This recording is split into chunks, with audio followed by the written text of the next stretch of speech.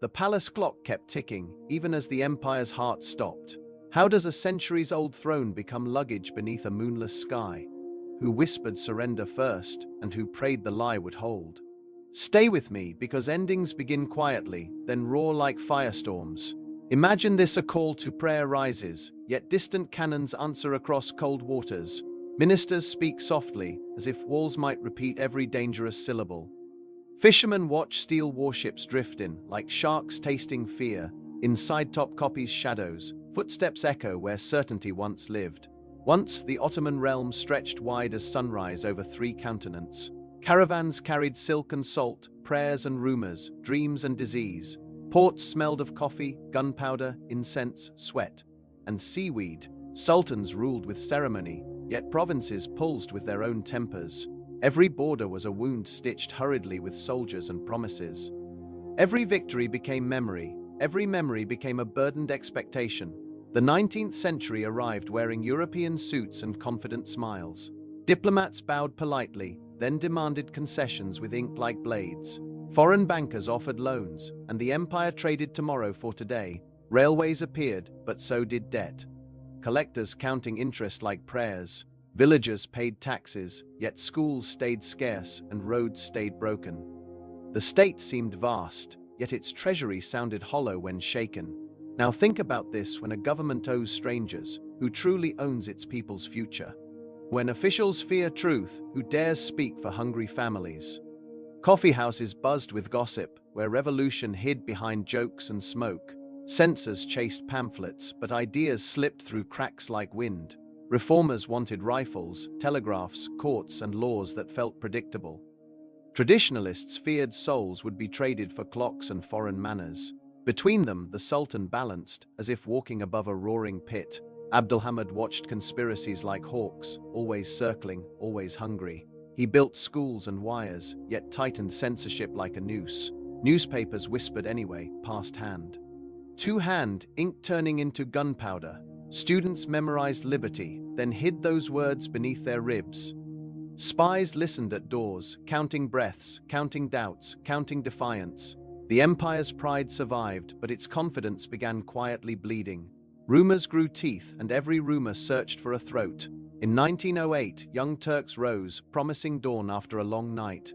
Crowds cheered constitutions, believing paper could heal wounds instantly. Old men cried, young men shouted, and the streets felt reborn. But power is a drug, and idealists learn new appetites quickly. The new rulers argued progress, yet feared losing control tomorrow. Hope burned bright, yet shadows multiplied behind every celebrated reform. Then the Balkans erupted, small nations clawing for their own songs. Ottoman soldiers marched through mud, hearing languages they barely understood. Villages burned, and families fled, carrying icons, bread, and silence. Each defeat shrank maps, and shame grew larger than remaining territory. Officers wrote reports, but grief wrote deeper lines on faces. A mother's wail traveled farther than any telegram line. In Edirne, minarets watched armies pass, uncertain who would return. In Salonika, streets changed flags, and familiar homes became foreign suddenly. Neighbors who shared markets became strangers who avoided each other's eyes. The empire lost lands, yet also lost the feeling of inevitability. Imagine this. A soldier returns home and finds new borders cutting his childhood fields. He speaks the same language, yet hears strangers calling him intruder.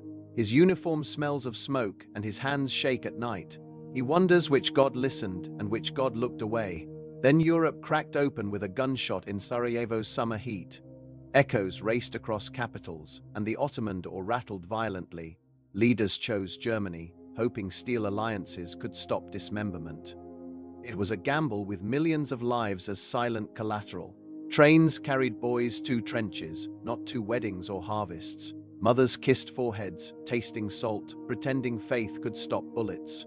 At Gallipoli, sea and sky became one roaring mouth of fire. Young men clutched soil, praying shells might respect their trembling bodies. Mustafa Kemal shouted courage into chaos, and the line held stubbornly. Victory saved honor, but honor could not feed widows and orphans. The shore drank blood, and the gulls circled, indifferent and white. Every hero carried nightmares, and every survivor feared tomorrow's mail. Far away, Arab deserts shimmered, and loyalty melted under scorching suns. Sharif Hussein dreamed of independence, and British gold glittered convincingly. Lawrence rode legend into reality. Sowing revolt with promises and maps, Ottoman garrisons listened to distant gunfire, realizing the world shifted.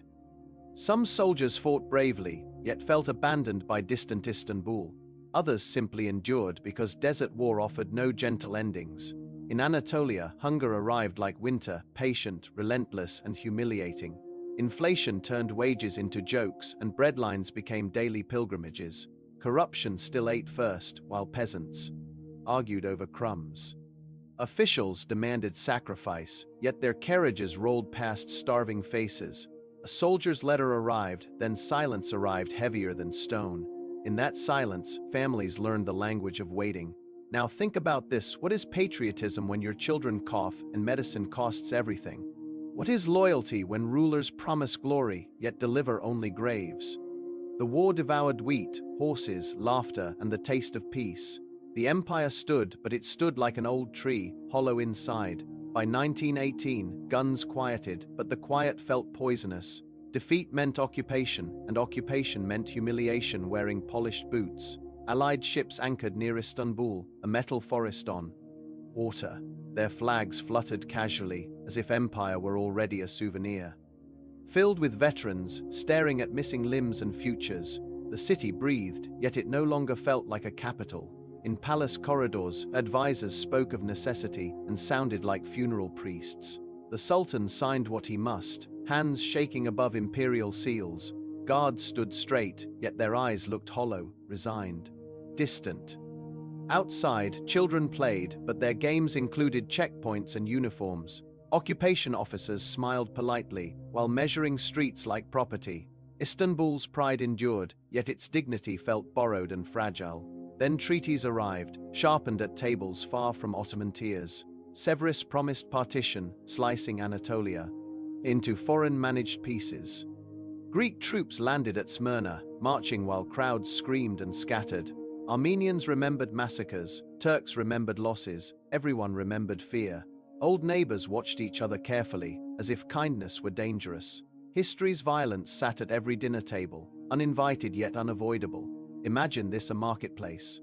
Here's marching boots, and suddenly every face changes.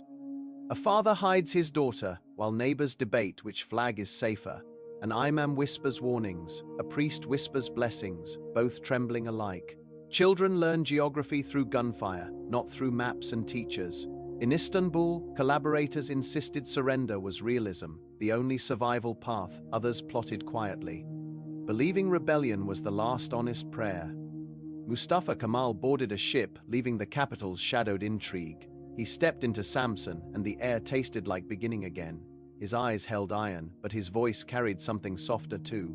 He spoke of homeland, and people heard their own heartbeat answering. Anatolia responded with congresses, militias, and vows spoken through clenched teeth.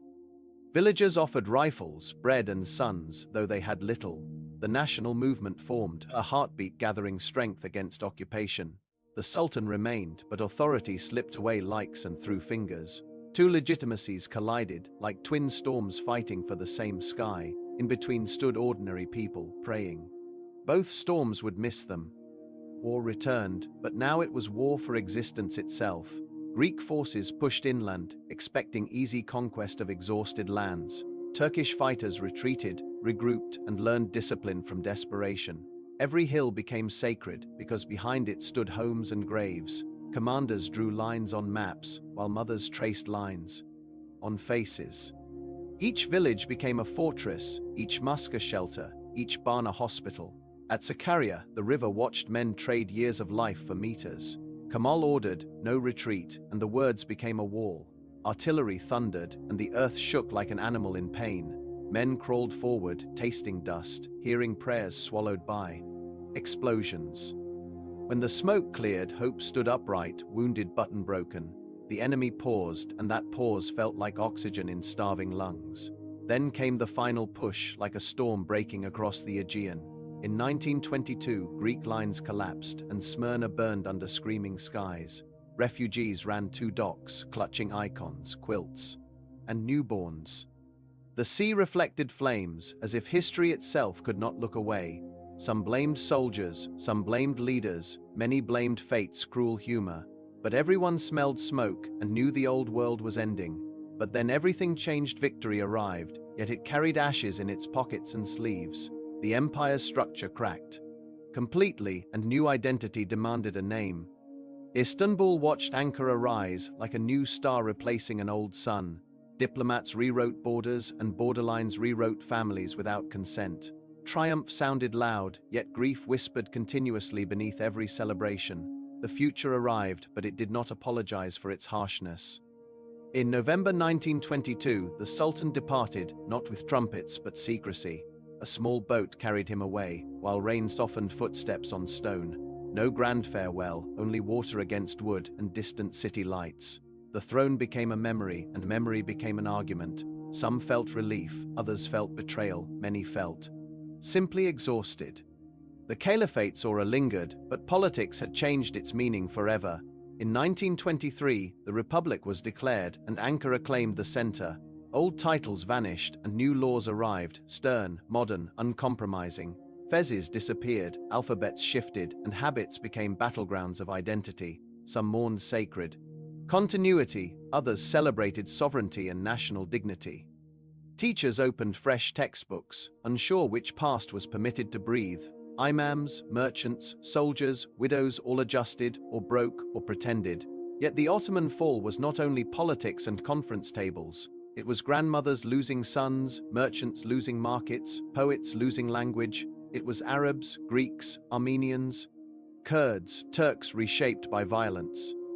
It was faith questioned, identity redrawn, and memory sharpened into slogans.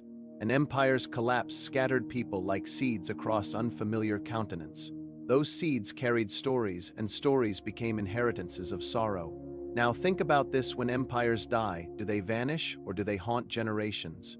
When borders change overnight, who protects the weak from new tyrants?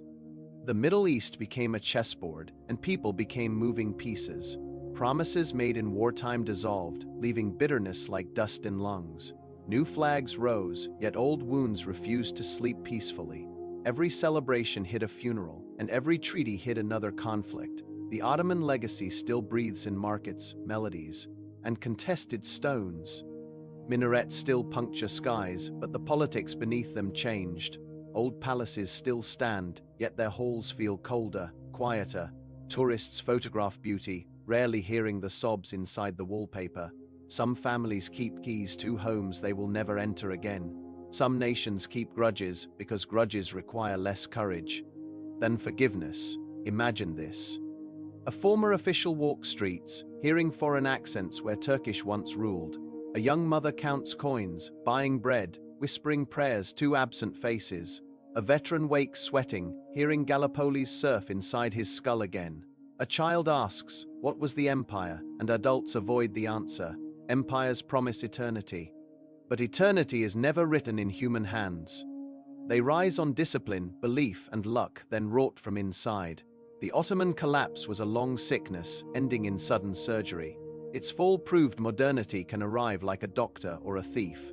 It also proved pride cannot replace food, justice, or honest governance. And it proved fear, once unleashed, spreads faster than any army. So remember the Ottomans, not as portraits, dates, or distant costumes. Remember them as living crowds, terrified, hopeful, furious, and exhausted. Power can vanish fast when trust breaks and hunger grows louder. If you inherit stability, guard it, because collapse begins with small lies. And when you cheer victory, ask whose ashes fertilize your triumph today. Because history never ends. It only changes masks, then returns again.